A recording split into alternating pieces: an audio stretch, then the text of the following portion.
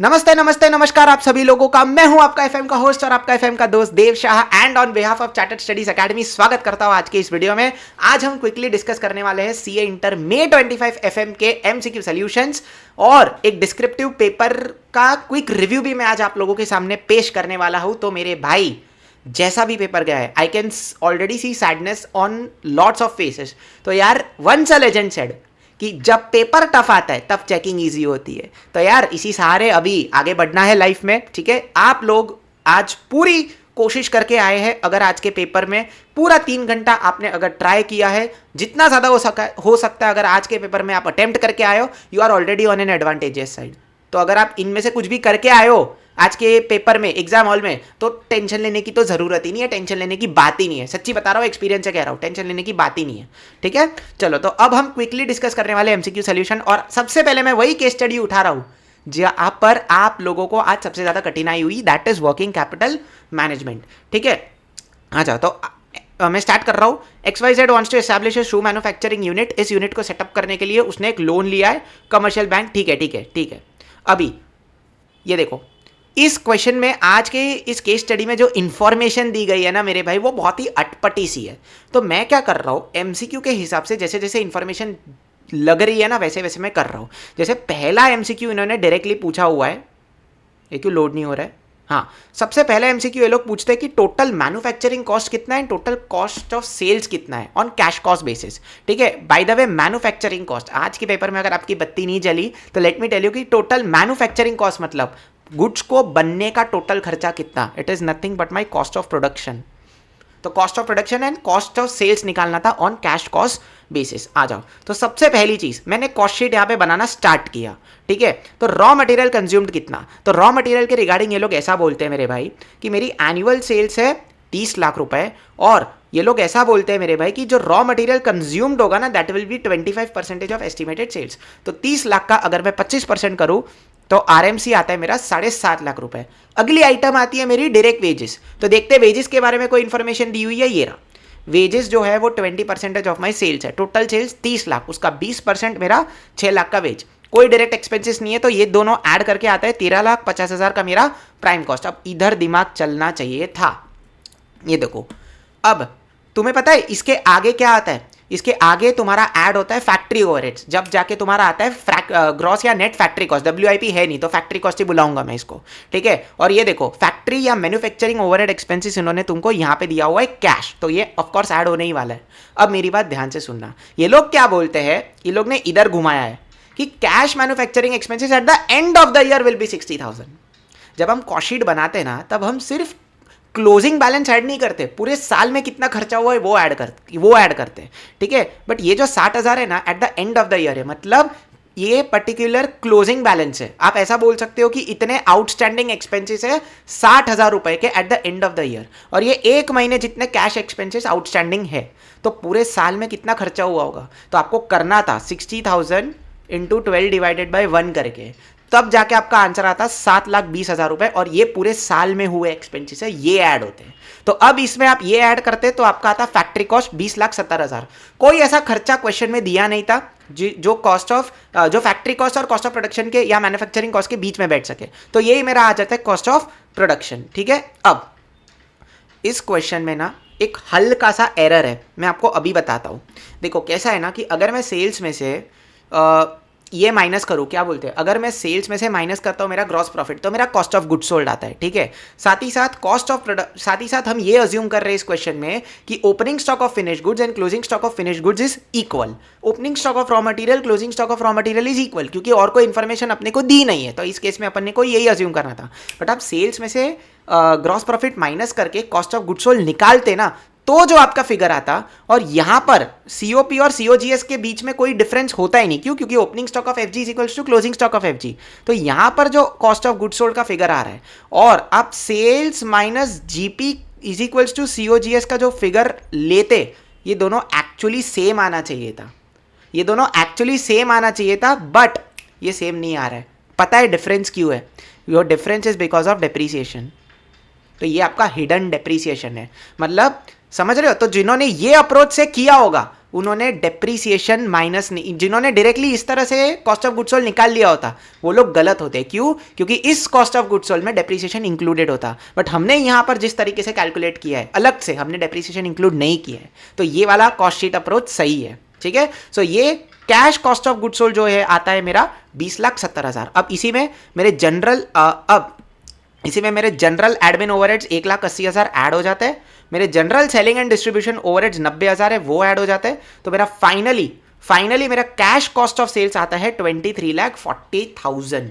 समझ में आ रही है बात? यस सर, समझ में आ जाती है बात। तो ये देखो मेरा कैश कॉस्ट ऑफ प्रोडक्शन कितना आया 20,70,000, कैश कॉस्ट ऑफ सेल्स आया 23,40,000। तो इसका आंसर जो है 20,70,000 23,40,000, option A is my correct answer. ठीक है मेरे भाई, यस। अब हम बढ़ते हैं आगे के क्वेश्चन पे, दैट इज ये लोग बोलते हैं कि फिनिश गुड्स का इन्वेंट्री कितना, डेटर्स का इन्वेंट्री कितना। आ जाओ, फिनिश गुड्स का इन्वेंट्री कितना, डेटर्स का इन्वेंट्री कितना, ध्यान से सुनना। अभी फिनिश गुड्स को इन्होंने बोला है, इधर आओ, फिनिश गुड्स को पता है इन्होंने क्या बोला है, यहां पर आओ। Finish goods will be valued eight manufacturing cost. एक और बाउंसर, जनरली क्या होता है फॉर्मूला जो है ना फिनिश गुड्स का, उसमें इस तरह से है कि गुड्स जो है ना गोडाउन में कॉस्ट पे पड़े होते हैं, तो जनरली फिनिश गुड्स को हम कॉस्ट ऑफ गुड्स सोल्ड पे वैल्यू करते हैं, बट यहां पर क्वेश्चन एक्सप्रेसली बोलता है कि फिनिश गुड्स को आपको मैन्युफैक्चरिंग कॉस्ट पे वैल्यूएट करना है, मतलब finish goods will not be valued on cost of goods sold, it will be valued eight boss cost of production. तो कॉस्ट ऑफ प्रोडक्शन अपना 20,70,000 MCQ 1 में निकल गया था, सो 20,70,000 यहां पर। साथ ही साथ ये लोग बोलते हैं कि फिनिश गुड्स का होल्डिंग पीरियड है आपका 1 महीना, तो 20,70 डिवाइडेड बाय 12 into 1 करके आता 1,72,500। और डेटर्स, अब मेरी बात ध्यान से सुनना, ये मस्त चीज है। तुम्हें पता है डेटर्स जो है ना, काफी बच्चों ने शायद यहां पे भी एरर किया होगा, उन लोग डेटर्स को सेल्स पे वैल्यूएट करके आए होंगे, बट क्वेश्चन कुछ बोलता नहीं है। देखो कहीं पे नहीं बोला है डोमेस्टिक एज वेल, सिर्फ इतना बोलते हैं कि 20% of sales are foreign sales and there will be a delay of 0.5 months to realise the sales proceed from foreign debtors. मतलब फॉरेन डेटर्स का एवरेज कलेक्शन पीरियड है आधा महीना, और डोमेस्टिक सेल का डेटर्स कलेक्शन पीरियड है 2 महीना। बाकी इन्होंने कुछ बोला नहीं है कि डेटर्स को किस पे वैल्यूएट करना है। तो जब कुछ ना बोला जाए, आपके मॉड्यूल में भी लिखा है, जब कुछ ना बोला जाए debtor should be valued at cost of sales and not at sales. यहां पर शायद बच्चों ने गड़बड़ की होगी, जो लोग कंसेप्चुअली क्लियर नहीं होंगे यहां पे गड़बड़ हुई होगी। ठीक है, तो अब समझना, अब मैं कॉस्ट ऑफ सेल्स को बांटू कैसे, that is a very very big question, है ना। तो मैंने जिस रेशियो में सेल्स को बांटा था ना, देखो सेल्स का ये लोग यहाँ पे बोलते हैं कि 20% मेरी फॉरेन सेल्स है एंड 80% मेरी डोमेस्टिक सेल्स है। तो इधर आ जाओ, मेरी टोटल 30 लाख की सेल है, जिसमें से 20% फॉरेन सेल्स आती है 6 लाख एंड डोमेस्टिक सेल्स आती है 80%। बस इसी रेशियो में मैं अपने total cash cost of sales को भी बांटूंगा। तो इसका उस हिसाब से 23,40,000 मेरा कैश कॉस्ट ऑफ सेल्स है, उसका 80% 1872 मेरा domestic cash cost of sale and 20% 4,68,000 मेरा foreign cash cost of sale. तो ये देखो यहाँ पर 1872 यहाँ पे 468 यहाँ पे। साथ ही साथ डोमेस्टिक सेल्स के लिए एवरेज कलेक्शन पीरियड था 2 महीना, फॉरेन सेल्स के लिए एवरेज कलेक्शन पीरियड था 0.5 मंथ्स। तो 1872 डिवाइडेड बाय 12 into 2 करके ये आता है 3,12,000 रुपए एंड 4,68 डिवाइडेड बाय 12 into 0.5 करके आता है 19,500 रुपए। और domestic debtors 3,12,000 plus foreign debtors 19,500 करके ये आता है 3,31,500। तो फिनिश गुड्स इन्वेंट्री है 1,72,500 एंड मेरे डोमेस्टिक और इंटरनेशनल डेटर्स टोटल मिला करके 331,500। तो 172,500 331,500, option C is my correct answer.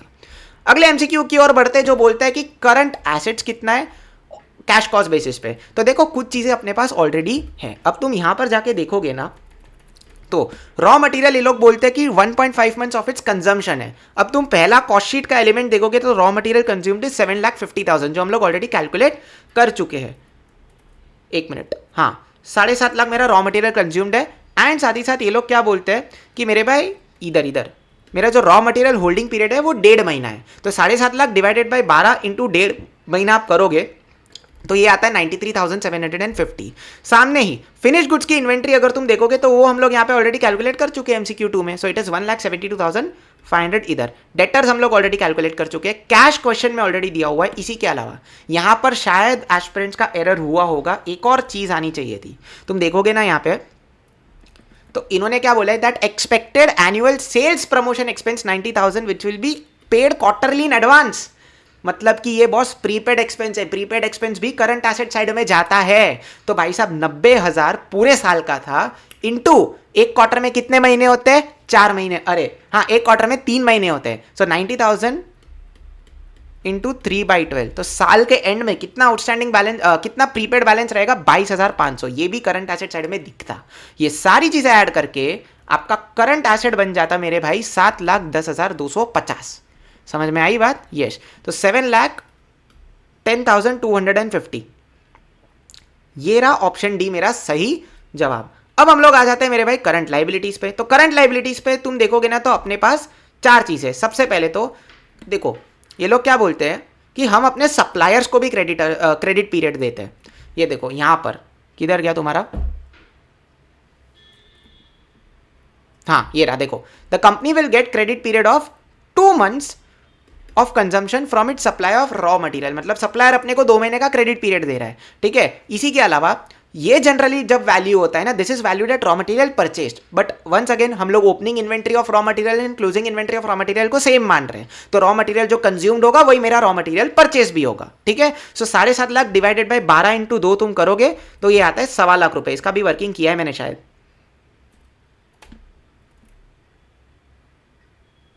एक मिनट, हाँ ये रहा 7.5 लाख डिवाइडेड बाय 2, ये डिवाइडेड बाय 12 इंटू 2 करके ये आ जाता 7.5 लाख रुपए, सॉरी 1.25 लाख रुपए। अब हम लोग बढ़ते हैं अगली चीज, एक्सपेंसेस के लिए भी क्रेडिटर्स है। तुम देखोगे ना कि वेजेस जो है ना वो है 20% ऑफ सेल्स। तो वेजेस अपन ने already MCQ number 1 cost sheet में निकाल लिया था। कितना था वेजेस अपना, 6 लाख रुपए, 6 लाख रुपए अपना वेजेस था, ठीक है। इसी के अलावा ये लोग बोलते हैं कि they will be paid in 1 month earlier, मतलब कहने से this is my time lag in wages. तो 6 लाख डिवाइडेड बाय 12 इंटू 1 तुम करोगे तो ये आता है 25,000 रुपए, ठीक है। तो ये मेरे वेजेस के क्रेडिटर्स हुए। इसी के अलावा मैन्युफैक्चरिंग एक्सपेंसेस भी तो आउटस्टैंडिंग थे, कितने, 60,000 रुपए।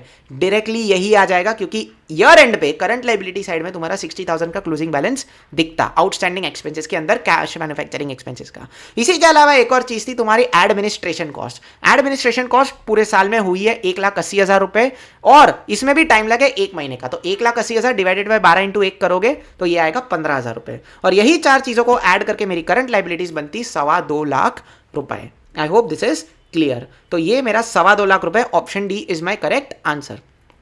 अब ये लोग बोलते हैं कि एस्टिमेटेड वर्किंग कैपिटल कितना है। अगर यहां तक तुम्हारा सही हुआ है तो ये तो एकदम सही हो जाता। सिंपल कैसे करना है, ये तो कुछ भी नहीं है। करंट एसेट 7,10,250 पहले ऑलरेडी कैलकुलेट कर लिया। करंट लाइबिलिटीज अभी 2.25 लाख कैलकुलेट किया। तो current asset minus current liabilities is 485,250। But bank को अप्लाई करने के लिए अपने को कुछ कंटिजेंसी मार्जिन भी रखना है 10% का, उसके बाद हम लोग उतना लोन बैंक से लेंगे। तो 48,525 इसका 10%, तो ये आता है 5,33,775। Option A is my correct answer for MCQ number 5।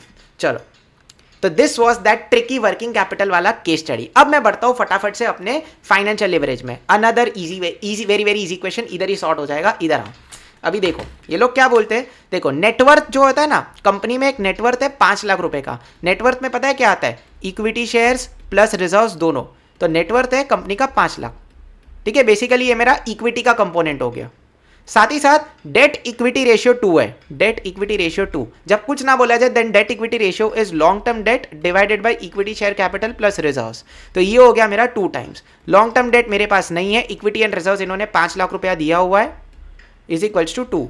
तो मेरा जो लॉन्ग टर्म डेट आता वो 5 लाख इंटू 2 करके 10 लाख रुपए इधर आ जाता। साथ ही साथ ये लोग बोलते हैं इंटरेस्ट ऑन डेट इज 10%, तो इसका 10% इंटरेस्ट में निकालने जाऊंगा, सो इट इज 1 लाख रुपीज। यही मेरा फाइनेंशियल फिक्स कॉस्ट हो जाता है। फिर बोलते हैं ऑपरेटिंग प्रॉफिट, इधर दिमाग चलना चाहिए था। ऑपरेटिंग प्रॉफिट का मतलब होता है ईबीआईटी। तो ईबीआईटी मेरा हो गया 4 लाख। अब इनकम स्टेटमेंट याद करो, ईबीआईटी में से जब मैं इंटरेस्ट माइनस करूंगा मेरे 1 लाख रुपए का, तब आता है मेरा earnings before tax, that is 3 lakh रुपए। टैक्स रेट का कुछ भी यहां पे रेलेवेंस नहीं है, टैक्स रेट का कुछ भी रेलेवेंस नहीं है, ठीक है। इसीलिए financial leverage is EBIT upon EBT, if you all remember. So it is 4 lakh divided by 3 lakh, मतलब कि 1.33 is my correct answer. Option B is my सही आंसर, ठीक है। आगे बढ़ते हैं।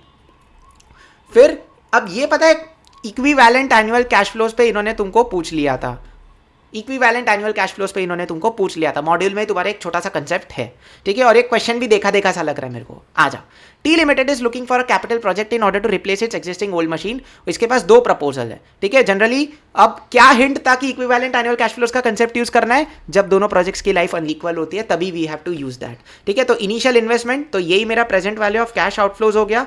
एनुअल कैश इनफ्लोज इनका इतना है, कॉस्ट ऑफ कैपिटल दोनों प्रोजेक्ट्स का 10% है, जिसपे ये डिस्काउंट होगा, ठीक है। तो पहले तो मेरे present value of cash inflows निकलते कैसे, सारे जो इनके एनुअल कैश इनफ्लोज है इनको इनकी लाइफ के प्रेजेंट वैल्यू फैक्टर के साथ मल्टीप्लाई करना है। मतलब ये हो जाता है 1,90,000 और इस प्रोजेक्ट की लाइफ है 5 साल, तो 5 साल का प्रेजेंट वैल्यू एन्युटी फैक्टर आता है 3.791। तो 1,90,000 इंटू 3.791 अगर मैं करूंगा तो इसका आता है 720,290, और दूसरे प्रोजेक्ट का 3.5 लाख इंटू इस प्रोजेक्ट का लाइफ है 3 साल, तो 3 साल का present value annuity factor is 2.487, तो ये आ जाता है मेरा 870,450। अब present value of cash outflows इसमें है 6.5 लाख का, इसमें है 7,80,000 का, ठीक है। अब एनपीवी जो है ना मेरे भाई, एनपीवी कैसे निकल जाए, present value of cash inflows minus present value of cash outflows. तो फर्स्ट स्टेप तो नॉर्मल तरीके से एनपीवी निकालने का, तो जैसे 70,290 एंड 870,450 माइनस 7,80,000 करके इसका निकलता 90,450। अब इसको मैं डिवाइड करूंगा equivalent present value annuity factor के साथ, तो ये डिवाइड हो जाएगा 3.791 से, ये डिवाइड हो जाएगा 2.487 से, ठीक है। क्योंकि अनइक्वल लाइफ है तो relevant present value annuity factor से डिवाइड करना पड़ेगा। एंड फाइनली मेरा इक्विवेलेंट एनुअल कॉस्ट कितना आता है, 70,290 divided by 3.791, equivalent annual NPV है, सॉरी, तो ये आ गया 18,541.28 और 90,450 डिवाइडेड बाय 2.487 करके ये आता है मेरा 36,369। तो ये ऑप्शन बी मेरा सही जवाब यहाँ पे बन जाता है। बहुत ही बढ़िया, इन्होंने इक्विवेलेंट एनुअल एनपीवी पूछा है, इक्विवेलेंट एनुअल कॉस्ट नहीं, इक्विवेलेंट एनुअल कैश इनफ्लोज नहीं, इक्विवेलेंट एनुअल एनपीवी। तो नॉर्मल एनपीवी निकाला फिर डिवाइड किया। अब ये तुम्हारा जो है क्विकली गॉर्डन्स ग्रोथ मॉडल पर क्वेश्चन है, इजी क्वेश्चन है यार ये भी, सिर्फ वो यहाँ पर फ्लोटेशन कॉस्ट का ध्यान रखना था कि देखो कंपनीज प्लानिंग टू पे डिविडेंड, मतलब ये अगले साल का डिविडेंड है ₹2, ये मेरा D1 हो गया। ग्रोथ रेट ये लोग बोलते हैं 0.08 है, करंट मार्केट प्राइस पर share is 51 and flotation cost is 1 पर शेयर। तो current market price 51 minus flotation cost 1, तो P0 में नेट प्रोसीड्स लेना था 50, क्यों, क्योंकि ये नया इशू है। इसी के अलावा अब गॉर्डन्स ग्रोथ मॉडल से मेरा KE कितना आता, next expected dividend that is 2 divided by current market price 50 plus 0.08, तो 2 डिवाइडेड बाय 50 प्लस 0.08 करोगे तो 0.12 और 12% आ जाता है मेरा KE। सिंपल नॉर्मल क्वेश्चन था गॉर्डन्स ग्रोथ मॉडल पे, ठीक है, yes. Alright, so this was all about my financial management वाला सेगमेंट। जहां तक मेरा आइडिया है यार, एमसीक्यू सेगमेंट पे तो सिर्फ और सिर्फ जो वर्किंग कैपिटल का केस स्टडी था उसमें बच्चों को दिक्कत आनी चाहिए। बाकी अगर आप कंसेप्चुअली क्लियर है, आई डोंट थिंक सो आपको और किसी भी क्वेश्चन में दिक्कत आनी चाहिए guys, I am honestly saying this to you. इसके अलावा आई डोंट थिंक सो कोई भी क्वेश्चन में आपको दिक्कत आनी चाहिए apart from this working capital का केस स्टडी, ठीक है। चलो अब आ जाते हैं हम अपने डिस्क्रिप्टिव क्वेश्चंस के रिव्यू पे। पूरा नहीं करवा रहा हूँ, इसका एक डिस्क्रिप्टिव का अलग से सोल्यूशन वीडियो में अपलोड कर दूंगा अगर आप लोग कहते हो तो। बाकी हम लोग यहाँ पे सिर्फ अभी पेपर को, ये डिस्क्रिप्टिव पेपर को रिव्यू करने वाले हैं। सो क्वेश्चन नंबर 1, 5 मार्क्स का इन्होंने क्वेश्चन पूछा हुआ है and I have already told you, I think एक वीडियो गई थी जिसमें मैंने बोला था कि ये लोग रेशियो एनालिसिस में एक ही टाइप के सवाल पूछते हैं, कुछ रेशियोज दे देंगे, आधी अधूरी बैलेंस शीट दे देंगे, बोलेंगे कंप्लीट करो। इस बार भी वही किया है, इस बार भी वही किया है। इंस्टीट्यूट अपनी हरकतों से बाहर नहीं आती है भाई, है ना। तो तुम लोग तो जिन्होंने ये टिप फॉलो किया रहेगा उनको आज के पेपर में क्लियर कट 5 नंबर का इधर बेनिफिट है भाई, ठीक है। तो साथ ही साथ इसमें एक और चीज मैंने देखी कि जनरली ये लोग सिर्फ इन्वेंट्री टर्नओवर रेशियो देके छोड़ देते हैं। यहाँ पे रॉ मटेरियल का और रॉ मटेरियल का इन्वेंट्री टर्नओवर रेशियो और फिनिश गुड्स का इन्वेंट्री होल्डिंग पीरियड अलग दिया था, तो दोनों की इन्वेंट्री अलग निकलेगी। इसी के अलावा इनकी होल्डिंग पीरियड यहाँ पर ये मंथ्स में दी हुई है। तो फिनिश गुड, तो तुम्हें पता है इसमें क्या करना था, याद है अपन डेटर्स टर्नओवर रेशियो निकालते थे एवरेज कलेक्शन पीरियड से, क्रेडिटर्स टर्नओवर रेशियो निकालते थे क्रेडिटर्स कलेक्शन पीरियड से, क्रेडिटर्स पेमेंट पीरियड से। यहाँ पर वैसा ही करना है, वो 12 months divided by 12 months 0.75 month तुम करोगे तो 16 टाइम्स जो है ना, it is nothing but my finish goods inventory turnover ratio. Wow, समझ में आती है बात, यस। इसी के अलावा रॉ मटेरियल कंजम्पशन में कॉस्ट ऑफ गुड्स सोल्ड जो है ना तुम्हारा, ये मेरा raw material consumed raw material inventory turnover ratio में आ जाता। एंड जो finish goods inventory turnover ratio है, एज नथिंग इज सेड, तुम लोगों को COGS लेना था इसमें। ठीक है। बाकी तो fixed asset turnover ratio generally यहाँ पे कंफ्यूजन आता है, ठीक है, जनरली यहाँ पे कंफ्यूजन आता है कि सेल्स ले या कॉस्ट ऑफ गुड्स सोल्ड ले, तो देखो इन्होंने सेल्स का यहाँ पे क्लैरिफाई किया हुआ है, ठीक है। बाकी यहाँ पर तो भाई साहब ने बहुत अच्छा काम किया है, अज्यूमिंग नो प्रेफरेंसेस, ठीक है। अब अगली चीज, ये डिविडेंड डिसीजन पे क्वेश्चन था। अब मेरी बात ध्यान से सुनना, यहां पर जो ये जो क्वेश्चन था गॉर्डन्स ग्रोथ मॉडल पे था, बट एक्सक्यूज मी, बट तुम देखोगे ना यहां पर तो इन्होंने रिटेंशन पे फोकस किया था, ठीक है। इस क्वेश्चन में what should be the retention ratio, तो तुम जो G is equals to B into R करके निकालते हो ना, ये चीज। बाकी पी रेशियो इन्होंने दिया हुआ है 12, ठीक है, पी रेशियो इन्होंने दिया हुआ है 12, ठीक है। और याद रखना, ये देखो, ये जो एक और चीज मैं बोलता हूं यहां पर कि पीई रेशियो का और केई का भी एक रिलेशन है, इट इज इनवर्सली प्रोपोर्शनल। ये एक अच्छा हिंट हो सकता है आज के क्वेश्चन के लिए। जब सोल्यूशन वीडियो अपलोड करूंगा तो पूरा सॉल्व ही करूंगा। बाकी this was based on Gordon's growth model. बाकी ये देखो, मतलब सच बोलूं तो मैराथन जब मैंने लिया था ना, ऐसा ही एक सिमिलर क्वेश्चन मैंने करवाया था। सिमिलर क्वेश्चन, 2 कंपनीज थी जिसमें पीवी रेशियो दिया था, मार्जिन ऑफ सेफ्टी सेल्स दिया था, फाइनेंशियल लेवरेज दिया था। उससे थोड़ा सा सिंपल है, बाकी सेम टैबुलर फॉर्मेट में तुमको डेटा दिया हुआ है और बोलते हैं कि इनकम स्टेटमेंट बनाओ। इनकम स्टेटमेंट बनाने ही बोला है ना, yes. Calculate EPS and percentage change approach. Percentage change में मैंने हर बार बोला है, it is always new minus old upon old. देखो इन्होंने टेस्ट कर लिया, इधर डिनोमिनेटर में जिसने भी न्यू ले लिया होगा भाई साहब गए मार्क्स। बाकी कैपिटल स्ट्रक्चर में मैंने बोला था कैपिटल स्ट्रक्चर में, सॉरी ये तो कॉस्ट ऑफ कैपिटल का चैप्टर है। अब ऐसा ही एक सेम क्वेश्चन ना तुम्हारे आरटीपी में 25 में भी था, जिसमें ऐसा सिमिलर एडजस्टमेंट था कि interest on bank loan is 1.3 times on interest of debentures. इस मतलब जो आरटीपी में क्वेश्चन दिया था वो तो इससे भी और बहुत ज़्यादा कॉम्प्लेक्स था, but this was comparatively simpler than that RTP question, ठीक है। बाकी cost of equity, cost of preference use in YTM, post tax cost of debenture. ये वर्ड देख के कोई कंफ्यूज मत होना, क्योंकि पोस्ट टैक्स यही होता है, देखो लिखा भी हुआ है, इंटरेस्ट नेट ऑफ टैक्सेस, यही पोस्ट टैक्स कॉस्ट होता है। इसी के अलावा ये देख लो भाई, एज पर वॉल्टर मॉडल पूछा है, what should be the maximum and minimum price of the share, ठीक है, यस। फिर तुम देखो यहां पर following data is given for a capital project. अब इन्वेस्टमेंट डिसीजंस का ये सवाल है, बट मैंने काफी मतलब ये बोला था मैंने काफी बार कि तुम छोटे कंसेप्ट पे भी ध्यान दो, सिर्फ बड़े बड़े क्वेश्चन करके मत जाना। इंपॉर्टेंट लिस्ट जब मैंने शेयर की थी उसमें मैंने बोला था कि छोटे कंसेप्ट जिसमें एनपीवी आ गया, पीआई आ गया, पे बैक पीरियड आ गया, ये सब थोड़ा सा करके जाना। तो देखो इस बार जो भी करके गया रहेगा, मतलब आधे घंटे के कंसेप्ट थे बट जो करके गया होगा उसको आ गया रहेगा, ठीक है। सो स्मॉल कंसेप्ट पे इस बार ज़्यादा फोकस है, that is what I can entirely make out from today's paper. बाकी कैपिटल स्ट्रक्चर में भी once again I am telling कि जब लिस्ट शेयर किया था मैंने बोला था Modigliani Miller approach and EBIT EPS MPS analysis important है, करके जाना। तो देख लो भाई साहब, इन्होंने मोडिजिलियानी मिलर अप्रोच में क्वेश्चन मस्त पैकी डाल दिए है। बाकी थियरी तो ठीक है, मतलब ज़्यादा लोग करते नहीं है। बाकी थियरी में भी एक देखा मैंने कि इन्होंने तुम्हें लेवरेज की कितनी अंडरस्टैंडिंग है वो उस पर उन्होंने पूछा हुआ है, ठीक है।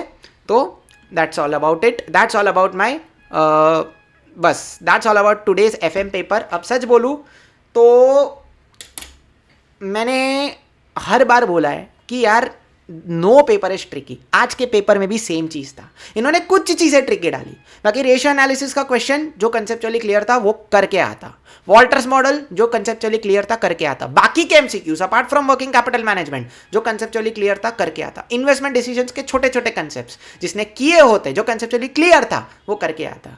कुछ चीज़ें हार्ड होने से मेरे भाई पूरा पेपर टफ नहीं हो जाता। आज की इस रिव्यू का बस यही मेरा पॉइंट है, ठीक है। अगर आप चाहो तो मैं डिस्क्रिप्टिव क्वेश्चंस का भी पूरा एक सोल्यूशन वीडियो डाल दूंगा बहुत जल्द, सो दैट आपको और आसानी हो। Alright guys, thank you so much guys, take care, bye bye and keep studying. और टेंशन मत लो यार, अगर आज अटेम्प्ट करके आए हो मेरी दुआएं है भाई तुम लोगों के साथ कि तुम सब पास होके निकलो। चलो बाय बाय, टेक केयर, और कुछ भी हो बिंदास कमेंट कर देना।